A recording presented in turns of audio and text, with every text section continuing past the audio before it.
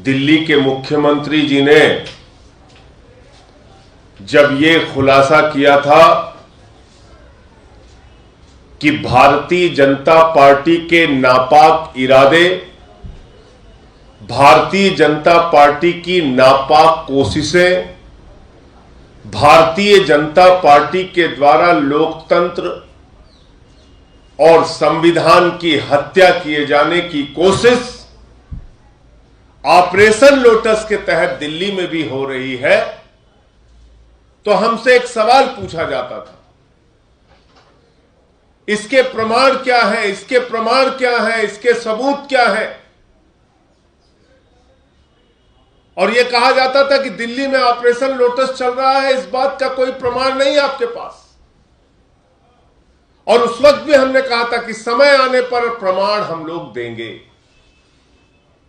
और आज तेलंगाना के अंदर भारतीय जनता पार्टी के द्वारा जो ऑपरेशन लोटस चलाया जा रहा था, भारतीय जनता पार्टी के द्वारा जो विधायकों की खरीद फरोख्त की जा रही थी, 100 करोड़ रुपए, 50 करोड़ रुपए, 25 करोड़ रुपए का ऑफर देकर उस तेलंगाना राज्य में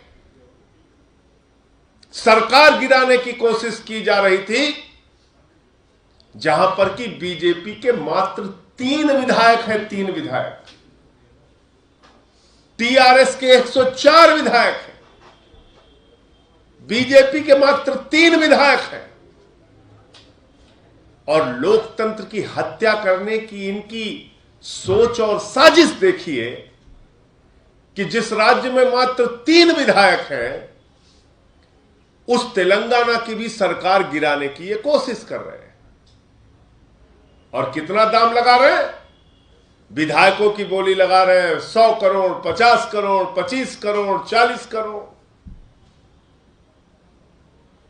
दिल्ली में हमसे कहते थे, अरे भाई आपकी 62 है, ऐसे थोड़ी आपको कोई सरकार आपकी गिरा देगा। तो खुद जो भारतीय जनता पार्टी का विधायक तोड़ने वाला दलाल है, वो दलाल कह रहा है कि हमने 43 विधायकों को तोड़ने की दिल्ली के अंदर पूरी तैयारी कर ली है। ये मैं नहीं कह रहा हूं, ये भारतीय जनता पार्टी।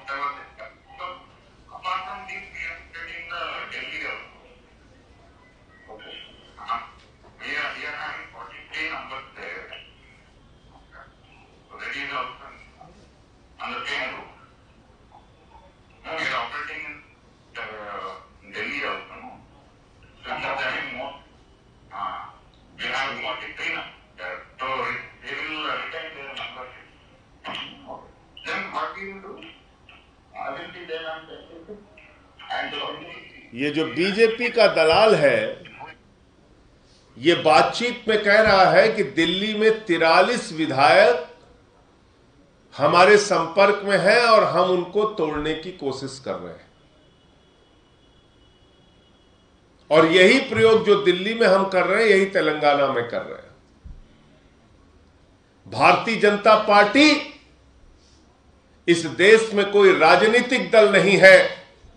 भारतीय जनता पार्टी एक किडनैपिंग गैंग है, जो विधायकों का अपहरण करके, विधायकों की खरीद फरोख्त करके एक नहीं 9 सरकारों को हिंदुस्तान में गिरा चुके हैं। उत्तराखंड की सरकार गिराई, अरुणाचल की सरकार गिराई, मध्य प्रदेश की सरकार गिराई, कर्नाटक की सरकार गिराई, मेघालय में जोड़ तोड़ करके सरकार बनाई, गोवा में जोड़ तोड़ करके सरकार बनाई और विधायकों की खरीद फरोख्त की, महाराष्ट्र में पूरी सरकार को गिरा दिया। पूरे देश में Bharatiya Janata party kidnapping gang चला रही है, अपहरणकर्ताओं का गिरोह चला रही है। और जगह जगह विधायकों को खरीदो, विधायकों को तोड़ो, विधायकों की बोली लगाओ, लोकतंत्र की हत्या करो, संविधान को तार तार करो और सरकारों को गिराओ। फिर तो चुनाव बंद कर देना चाहिए इस देश में। हजारों करोड़ रुपए जो अनाप शनाप तरीके से रिश्वतखोरी और भ्रष्टाचार से बीजेपी कमाती है, उनके नेता और देश के गृह मंत्री अमित शाह का भी नाम इस कन्वर्सेशन में लिया गया है। उनके नेता और संगठन के सबसे प्रमुख व्यक्ति बीएल संतोष की ओर भी इशारा किया गया है इस पूरी बातचीत में। अगर इस देश का गृह मंत्री विधायकों की खरीद फरोख्त का किडनैपिंग गैंग चला रहा है तो इससे ज्यादा खतरनाक बात कोई नहीं हो सकती। अगर इस देश का गृह मंत्री सरकारों को गिराने, लोकतंत्र की हत्या करने और संविधान को तार तार करने का धंधा कर रहा है तो इससे ज्यादा खतरनाक बात कोई नहीं हो सकती। सबसे पहले गृह मंत्री की गिरफ्तारी करके पूछताछ होनी चाहिए कि विधायकों की खरीद फरोख्त और 43 विधायकों को दिल्ली में खरीदने के लिए कम से कम अगर 25 करोड़ रुपए भी मान लो तो 1075 करोड़ रुपए अमित शाह ने कहां रखा है, इसकी जांच होनी चाहिए। इस बातचीत में ऑडियो को सुनेंगे, ये बीजेपी का दलाल ये साफ तौर पे कह रहा है कि ईडी हो, सीबीआई हो, इनकम टैक्स हो, सारी जांच एजेंसियां जो हैं वो उनकी जेब में है और सब कुछ मैनेज हो जाएगा।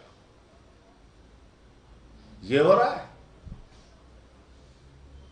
आप तेलंगाना में सरकार गिरा रहे हैं जहां पे 104 विधायक टीआरएस के, 3 विधायक बीजेपी के, वो सरकार गिरा रहे हैं। 9 राज्यों की सरकार आप गिरा चुके पूरे देश में। तो इसलिए आज जो लोग ये सवाल पूछते थे, मीडिया के लोग, कहां है सबूत, कहां है प्रमाण, ये जो 3 भाजपा के दलाल पकड़े गए हैं और उनका एक एक नाम करके मैं परिचय कराऊंगा, ये तीनों जो पकड़े गए हैं इनके माध्यम से खुलासा हुआ कि दरअसल दिल्ली में भी ये ऑपरेशन लोटस चला रहे थे, लेकिन अरविंद केजरीवाल जी ने सही समय पर आकर इसका विरोध किया, हमारे विधायकों ने सही समय पर आकर इसका विरोध किया। पंजाब में ऑपरेशन लोटस चला रहे थे, वहां की सरकार ने और वहां के विधायकों ने सामने आकर इसका विरोध किया। आम आदमी पार्टी ने इसका विरोध किया, जिसके कारण से इनका ऑपरेशन लोटस दिल्ली और पंजाब में विफल हो गया और अब तेलंगाना में वही ऑपरेशन लोटस, वही दलाली का धंधा, वही विधायकों की किडनैपिंग और खरीदने का काम भारतीय जनता पार्टी अपने गृह मंत्री के नेतृत्व में कर रही है। और इसलिए मैं ये मांग करता हूं कि जब अब भाजपा कोई राजनीतिक दल बचा ही नहीं, जब भाजपा 9 सरकारों को गिराने वाला एक किडनैपिंग गैंग बन गया है, जब भाजपा विधायकों को खरीद फरोख्त करके, तोड़फोड़ करके लोकतंत्र और संविधान की हत्या करने वाला एक समूह बन गया है, तो भारत के चुनाव आयोग को भारतीय जनता पार्टी की मान्यता तत्काल रद्द करनी चाहिए।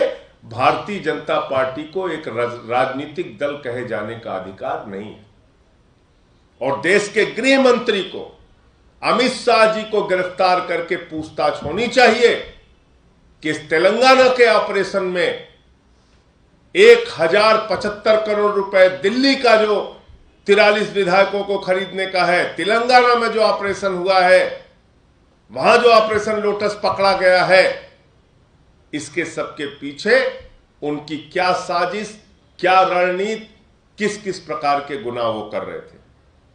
ये 3 नाम है, ये तीनों नाम मैं आपको एक एक करके बता रहा हूं। ये जो 3 लोग पकड़े गए हैं, इनका परिचय आपसे करा रहा हूं और इनकी फोटो बीजेपी के किन किन नेताओं के साथ है वो भी मैं आपको एक एक करके बता रहा हूं। इसमें जो लोग पकड़े गए हैं,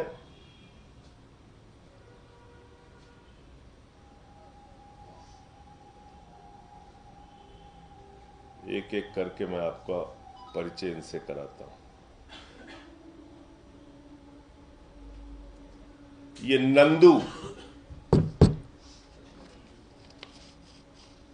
नंदू है और ये भी एक मीडिएटर है, दलाल है। और एक ये स्वामी जी हैं बीच में, जो तिरुपति से जुड़े हुए हैं, और ये तीसरा व्यक्ति जो है रामचंद्र भारती है, जिसकी ऑडियो रिकॉर्डिंग मैंने आपको सुनाया। ये 3 दलाल हैं जो तेलंगाना में पकड़े गए हैं।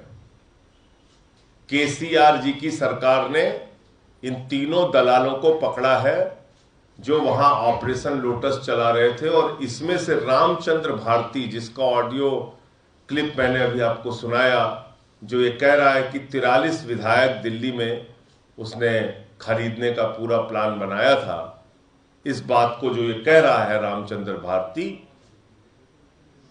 इसकी तस्वीर किसके साथ है, कैसे लोगों से इसके संपर्क है, वो भी अब आप देखिए।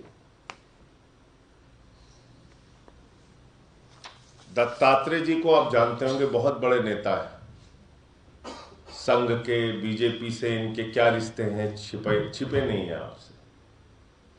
ये रामचंद्र भारती, ये स्वामी जी, और ये तीनों तस्वीरें आप लोग देखते रहिए। ये स्वामी जी देश के रक्षा मंत्री के साथ, और ये तीसरा दलाल नंदू, ये नंदू दलाल है, किशन रेड्डी कैबिनेट मंत्री हैं उनके साथ।